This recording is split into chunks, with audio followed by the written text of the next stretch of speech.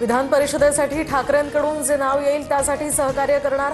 अनौपचारिक गप्पांमध्ये शरद पवारांची भूमिका, तर माझ्या राज्यसभेच्या निवडीवेळी महाविकास आघाडीतील सर्व पक्षांनी मदत केल्याचाही उल्लेख।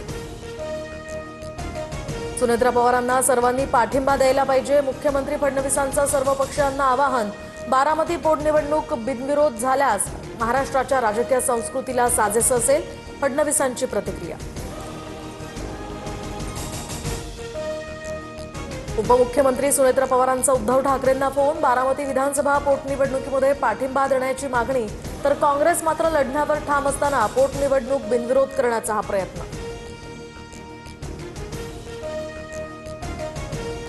बारामती पोटनिवडणूक लढवण्यावर काँग्रेस ठाम, काँग्रेस प्रदेशाध्यक्ष हर्षवर्धन सपकाळांचा पुनरुच्चार, उद्या दुपारपर्यंत उमेदवार जाहीर करणार असल्याची माहिती।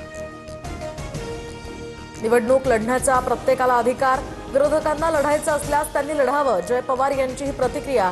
तर विलिनीकरणासंदर्भात सुनेत्रा पवार पार्थ पवार ठरवतील, जय पवारांची माहिती।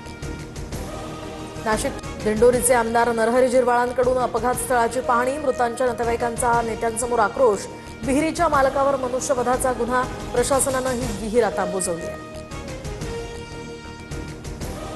सातारा जिल्हा परिषद सभापतींच्या निवडीवर शिवसेना आणि राष्ट्रवादीकडून बहिष्कार, सदस्यांकडून सभागृहाबाहेर आंदोलन करत निषेध, जिल्हाध्यक्ष निवडीच्या वेळी राडा झाल्यानंतर जिल्हा परिषद आवारात कलम 144 लागू।